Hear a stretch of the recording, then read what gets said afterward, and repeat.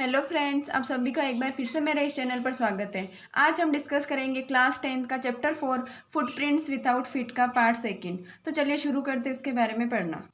Last video में हमने देखा कि ग्रिफिन नाम का जो एक साइंटिस्ट है उसको किन किन तकलीफ़ों का सामना करना पड़ा और अब वह एक सराय में सुरक्षित है।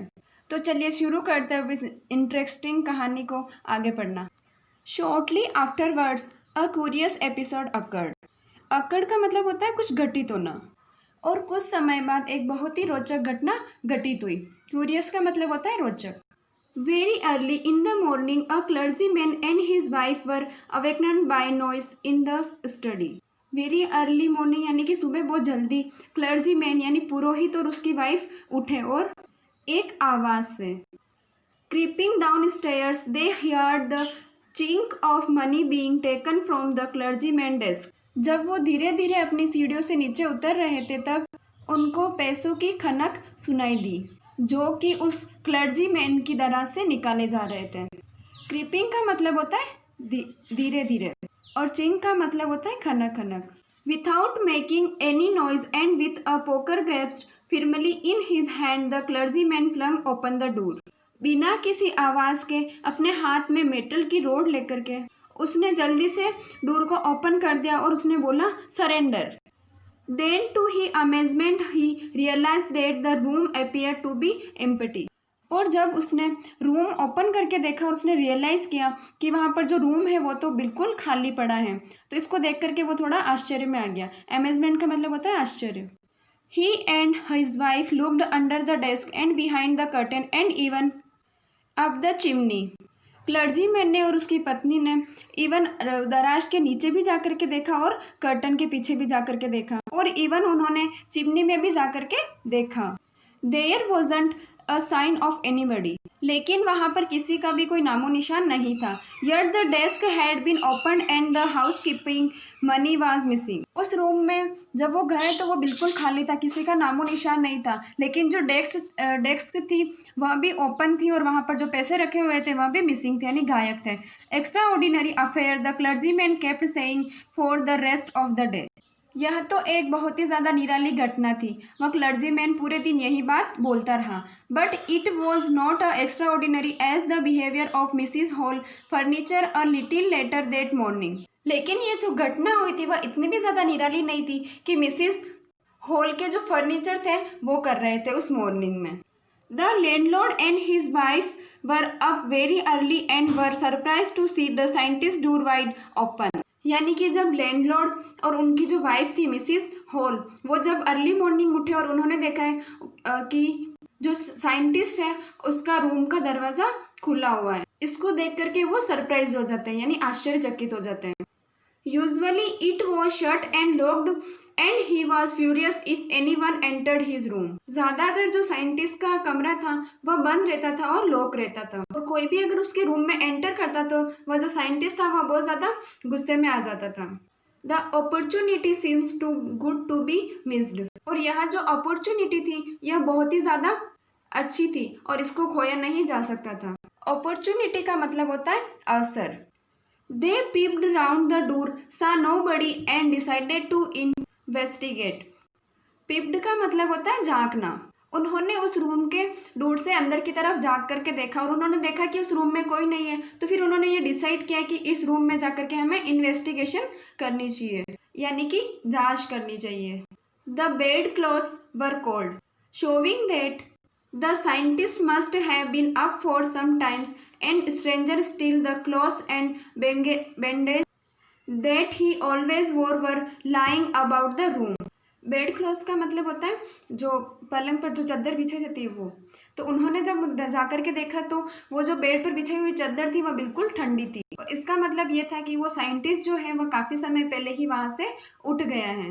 लेकिन फिर भी अजीब बात यह थी कि वो कपड़े और बैंडेज जो वो हमेशा पहने रहता था वह इसी तरीके से उस कमरे में बिखरे हुए थे। All of sudden Mrs Hall heard a sneeze close to her ear. और तभी अचानक से मिसिज हॉल को एक आवाज़ सुनाई दी यानी भनक लगी उनके कान के पास में। A moment later the head on the bed post left up and dashed itself into her face. और कुछ ही समय के बाद बेड पोस्ट यानी बेड के पास जो खाली जगह होती है जहाँ पे हम दूसरी चीजें रखते हैं वहां पर, तो उस बेड पोस्ट पे जो हेड रखी हुई थी वो वहां से अपने आप उठी और मिसिज हॉल के फेस की तरफ आगे बढ़ी। Then the bedroom chair became alive. सिर्फ वह हेड ही नहीं, वहां रूम में रखी हुई चेयर जो थी वह भी अलाइव हो गई यानी जिंदा हो गई। Springing into the air it charge straight at her legs foremost. और हवा में उछलती हुई वो जो चेयर थी डायरेक्ट मिसिज हॉल की तरफ बढ़ी, उनके पैरों की तरफ। As she and her husband turned away in terror, the extraordinary chair pushed them both out of the room and then appeared to slam and lock the door after them. और जैसे ही Mrs hall और उनके husband मुड़े, किस तरह से मुड़े? Terror यानी आतंक के साथ, डर के साथ। तो वो जो चेयर थी उसने एकदम से उनको धक्का दिया और धक्का देकर के रूम से बाहर निकाल दिया और उसके बाद रूम जो था वहाँ बंद हो गया। स्लैम का मतलब होता है जोर से बंद करना। तो उस चेयर ने जोर से वो दरवाज़ा धक्का दिया उनको बाहर और वो दरवाज़ा बंद कर लिया। Mrs Hall almost fell down the stairs in hysterics. Mrs Hall जो थी वह सीढ़ियों से एक मूर्छा में गिर गई। She was convinced that the room was haunted by spirit and that the stranger had somehow caused this to enter into her furniture. उनको इस बात पर पूरा भरोसा था कि वो जो कमरा है अब वह एक भूतहा कमरा हो चुका है और किसी तरह से वहाँ पर जो वो अजनबी रह रहा है उसकी वजह से वह जो स्पिरिट है और वो भूत है वह उस फर्नीचर में आ चुका है। माई poor mother used to sit in that chair. She mourned to think it should rise up against me now. और अब मिसिज हॉल वह रोते हुए बोलती है कि ये जो चेयर थी यह मेरी माँ की थी और अब यह चेयर ही मेरे खिलाफ हो गई है। मोर्न का मतलब होता है रोना। The feeling among the neighbors was that the trouble was caused by witchcraft. और जो उनके पड़ोसी थे उनको यह लग रहा था कि ये जो मुसीबत आई है वो किसी विचक्राफ्ट की वजह से आई है। विचक्राफ्ट का मतलब होता है जादू टोना। बट विचक्राफ्ट और not. When news of the burglary at the clergyman home became known, the strange scientist was strongly suspect of having had a hand in it. अब भले ही वह जादू टोना हो या ना हो, लेकिन जब लूट की खबर जो कि इस क्लर्जीमैन यानी पुरोहित के घर में हुई थी वो बहुत ज़्यादा फेमस हो गई थी और सबको यह शक था कि ये जो लूट हुई है इसमें उस अजीब से जो वैज्ञानिक है उसका कोई ना कोई हाथ ज़रूर है। बर्गलेरी का मतलब होता है लूटपाट। सस्पेक्टेड का मतलब होता है शंका है। Suspicion grew even stronger when he produced some rich ready cash, though he had admitted no long before that he had no money. और ये जो शक था सब लोगों का उसके प्रति वो और भी ज़्यादा मजबूत हो गया जब वो जो साइंटिस्ट था उसने मिसिज हॉल के हाथ में ला करके पैसे दिए। तो शक कैसे उन लोगों को हुआ? तो पिछले वीडियो में हमने देखा था कि वो जो ग्रिफिन था वैज्ञानिक उसके पास में पैसे खत्म हो गए थे और उसने अपने लैंडलॉर्ड के सामने यह भी स्वीकार कर लेता है कि अब उसके पास और पैसे नहीं हैं। और पहले उसने बोला कि उसके पास पैसे नहीं है और सडनली उसने वापस पैसे लाके हाथ में दे दिए तो सबको शक होना जाहिर था। इसीलिए सब लोगों को जो शक हो रहा था वह और भी ज़्यादा मजबूत हो गया। The village constable was secretly sent for. और गांव का जो हवलदार था उसको एकदम गुप्त रूप से वहां पर बुलाया गया। Instead of waiting for the constable Mrs Hall went to the scientist who had somehow mysterious appeared from his empty bedroom. और उस हवलदार का इंतजार करने की बजाय मिसिज हॉल जो थी उस साइंटिस्ट के पास गई और उन्होंने जब उसके बेडरूम में जाकर के देखा तो उन्होंने क्या देखा कि वो क्या पता कौन से अजीब से तरीके से या फिर कौन से रहस्यमय तरीके से उस कमरे से बाहर आया। I want to know what you have been doing to my chair upstairs, she demanded. और वो जाकर के बोलती है कि मैं जानना चाहती हूँ कि तुमने मेरी उस चेयर के साथ क्या किया। And I want to know how it is that you came out of an empty room and how you entered a locked room. और मैं यह भी जानना चाहती हूँ कि तुम उस खाली कमरे से बाहर कैसे आए और उस लॉक किए हुए रूम में वापस तुम एंटर भी कैसे हुए यानी अंदर कैसे गए। The scientist was always quick tempered.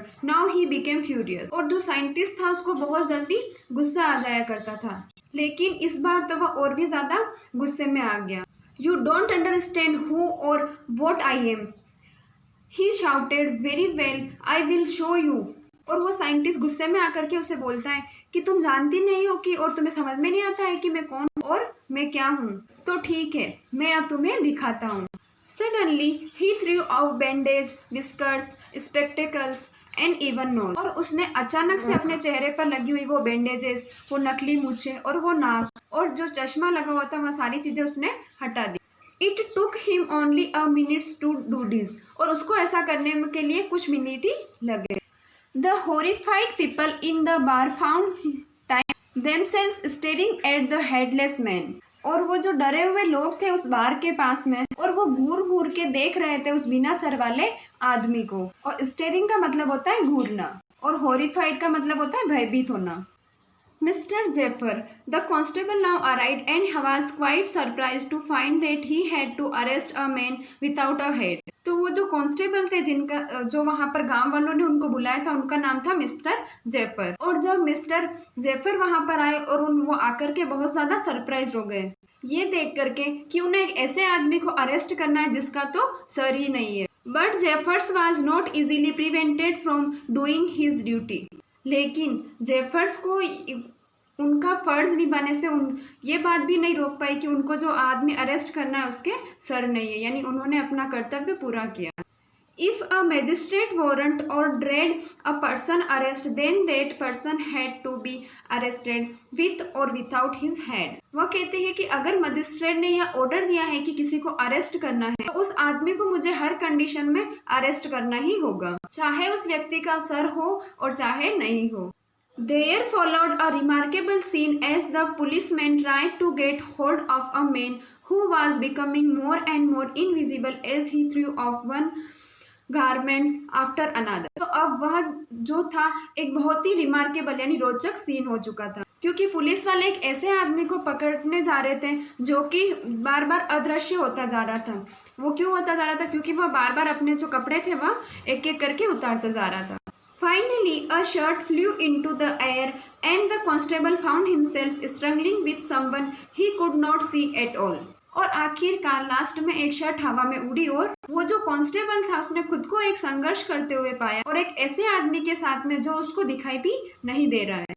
Some people tried to help him but found themselves hit by blows and that seemed to come from nowhere. कुछ लोगों ने उस व्यक्ति की मदद करने की कोशिश की, उनको भी एक जोरदार मुक्का पड़ जाता था और उनको ये भी नहीं पता होता था कि वो मुक्का जो मार रहा है वो कहाँ से मारा जा रहा है। In the end Jeffers was knocked unconscious as he made a last attempt to hold on to the unseen scientist. और लास्ट में वह जो जेफर्स था वह क्या हो गया? अनकॉन्शियस हो गया, यानी कि बेहोश हो गया, क्योंकि जब उस साइंटिस्ट ने उसको मारा तो उसकी वजह से वह क्या हो गया? बेहोश हो गया। और क्यों बेहोश हो गया? क्योंकि वो काफी टाइम से कोशिश कर रहा था उस जो इनविजिबल साइंटिस्ट है उसको पकड़ने की। There were nervous excited cries of hold him but this was easier said than done. तो वहां पर बहुत ही ज्यादा घबराई हुई आवाजें आ रही थी।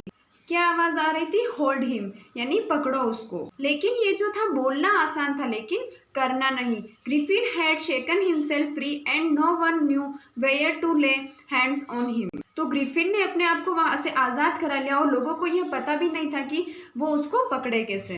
यह एच.जी. वेल्स के द्वारा लिखी गई बहुत ही इंटरेस्टिंग कहानी है कि उन्होंने क्या बताया कि एक जो साइंटिस्ट था इनविजिबल कर सकता था और अदृश्य करके अपने आप को एक सराय में गया, उसने वहां पर चोरी भी की, वहां पर पुलिस भी आई, पुलिस के सामने वो खड़ा था और काफी सारे और लोग थे वो भी उसके सामने थे, लेकिन वो उन सबको धोखा दे करके और बच के निकला। क्यों वो बच निकला? क्योंकि वो अदृश्य हो गया था, यानी इनविजिबल हो गया था। इनविजिबल कैसे हुआ? उसने जो सारे कपड़े पहन रखे थे उसको उतार करके।